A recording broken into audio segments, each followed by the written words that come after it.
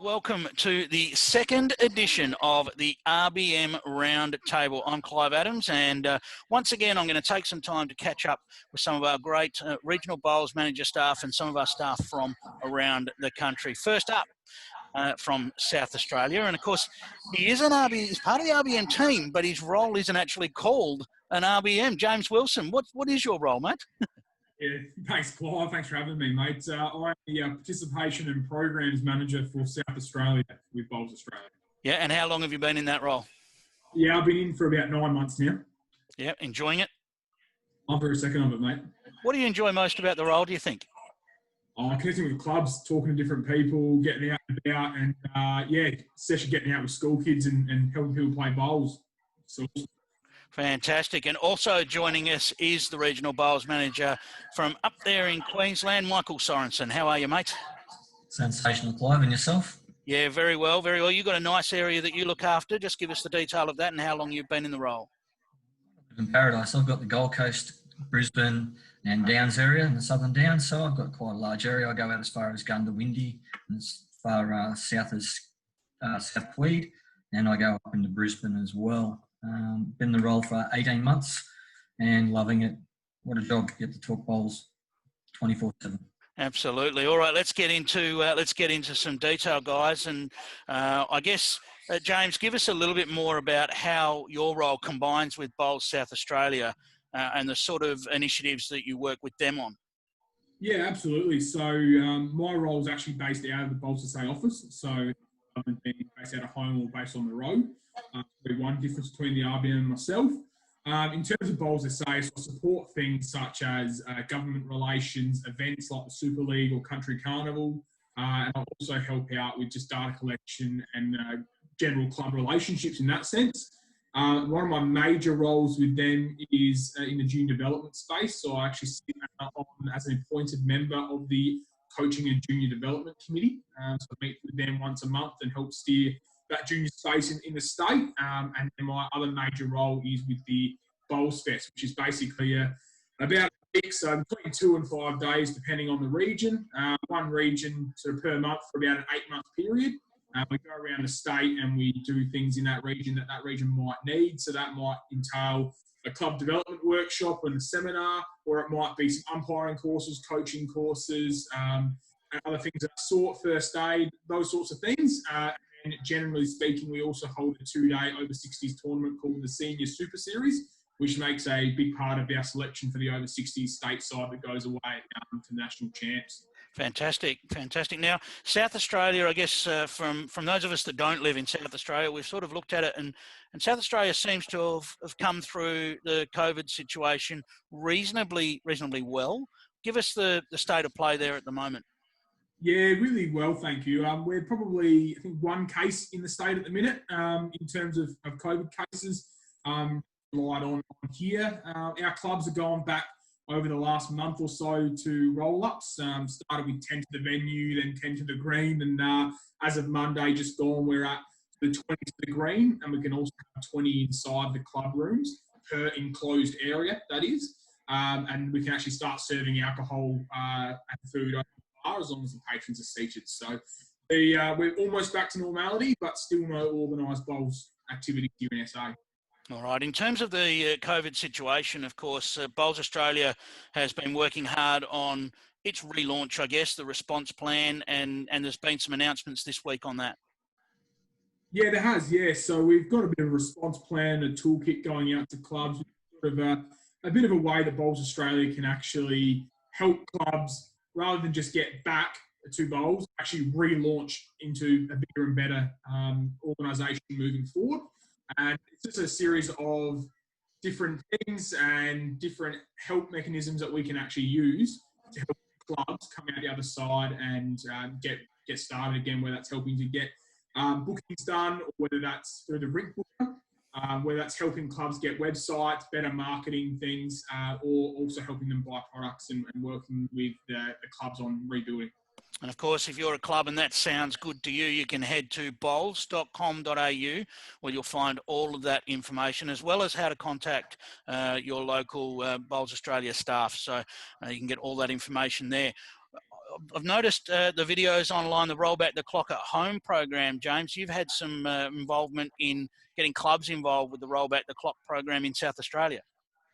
Yeah, absolutely. What a great program, first of all. For those that aren't aware about it, it is a program which is a health and wellbeing program that we run for predominantly over 65-year-olds in clubs. It's for members and also members of the external community to come down. And it's a great opportunity for clubs to have both their members and people in the community engaging together at a time where traditionally bowls isn't actually at a peak period. Like say a Tuesday morning at 10 a.m. or something like that. It also helps the club have a multi-purpose use for their venue, which is obviously a really big thing for government and for the local community.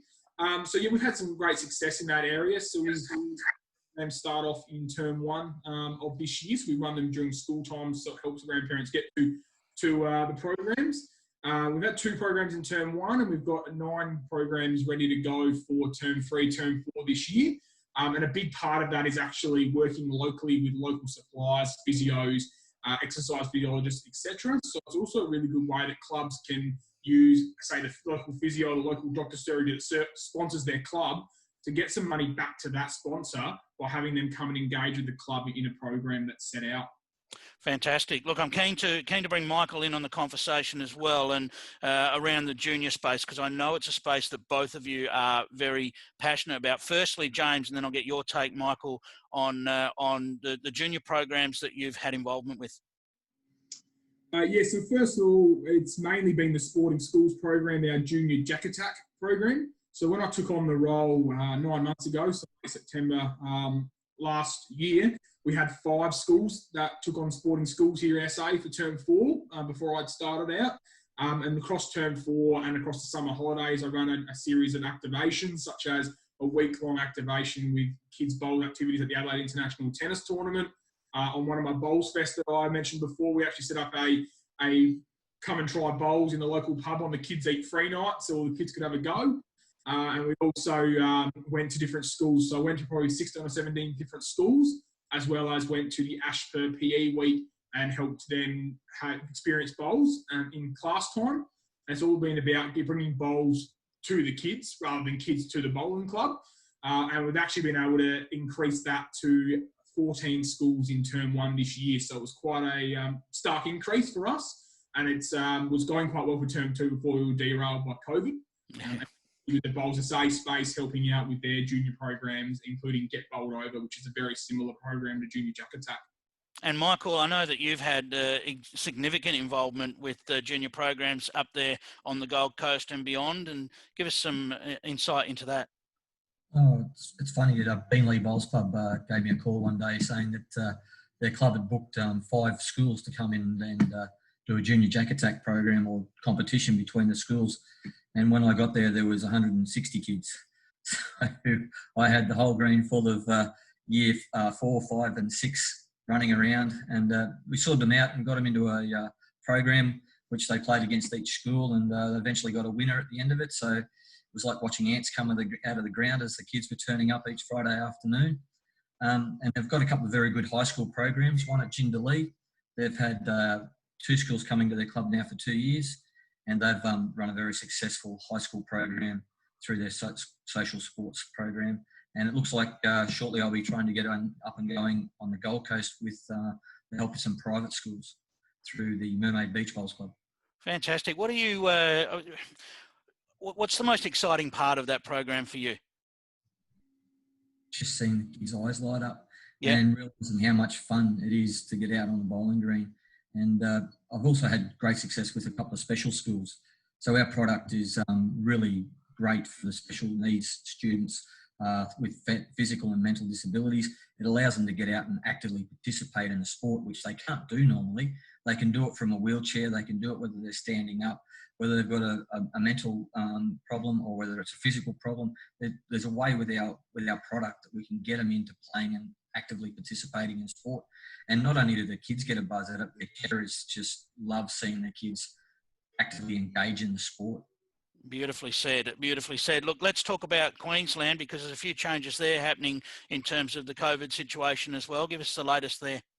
Well, at the moment we're on 20 per venue We are going through some industry COVID planning at the moment. So what that intakes, that the licensing side of the industry, that body's going away and coming up with a plan. The outdoor sports side of the thing, which covers the golf and the bowls and whatnot, going away and trying to come up with an industry plan as well. And the restaurants are coming up with an industry plan. They should be down by today, which will allow 20 people per designated area in their clubs and hotels. And hopefully will allow 20 per people per green as well. That hasn't been ruled on as yet, but that is what we're hoping to get.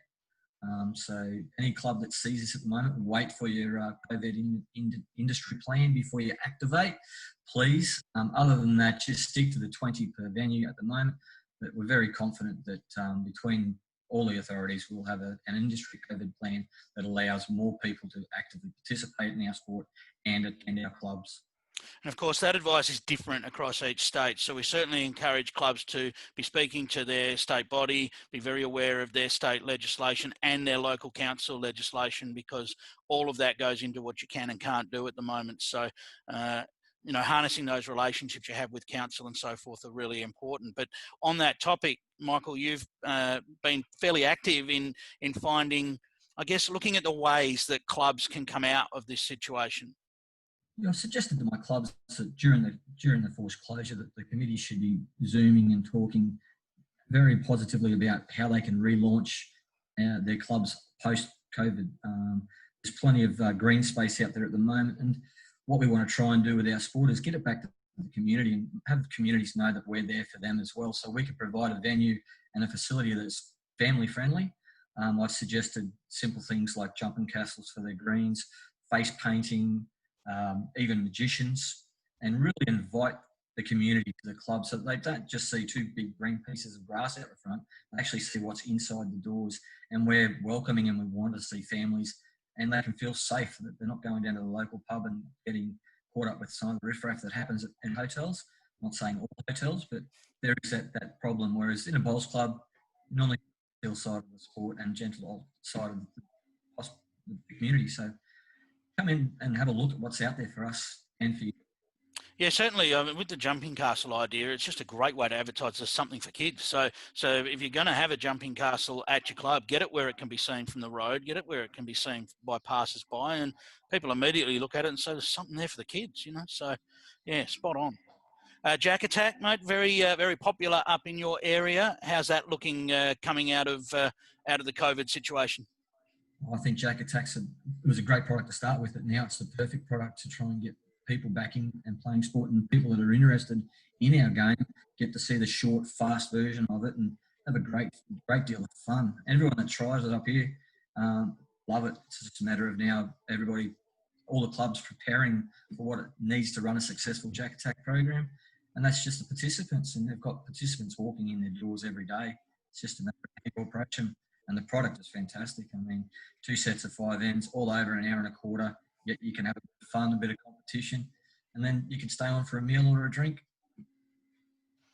And of course, you're not alone up there in Queensland. You've got other colleagues up there, and of course the entire RBM team across Australia. We've got a great team here in Queensland with Wade Musselberg in Central Queensland, and Leslie Bates up there in Queensland. We communicate quite regularly with RBM catch-up with our state body once a month. At the moment, it's once a week because there's so much happening on the COVID side of things. We all talk quite regularly, and we all share a lot of our ideas. And it's a great company to work for. It's not like going to work. It's waking up every day and doing what we love. I love bowls.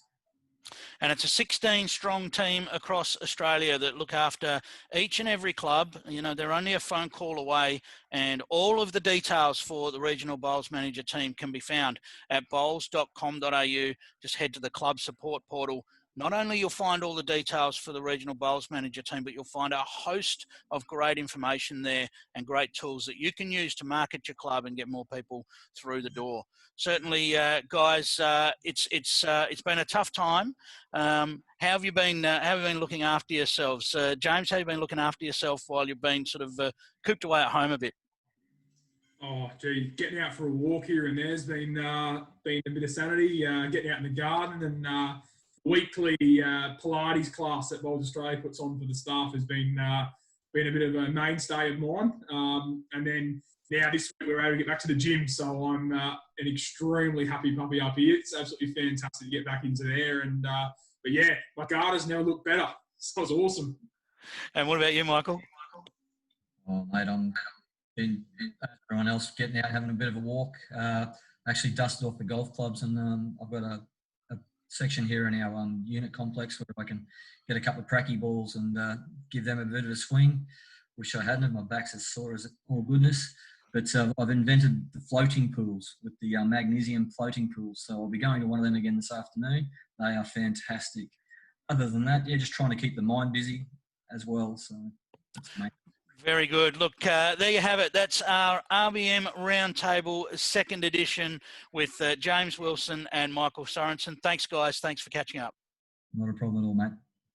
A reminder to everyone, head to bowls.com.au to the club support portal and you can get all the information on the fantastic regional bowls manager team.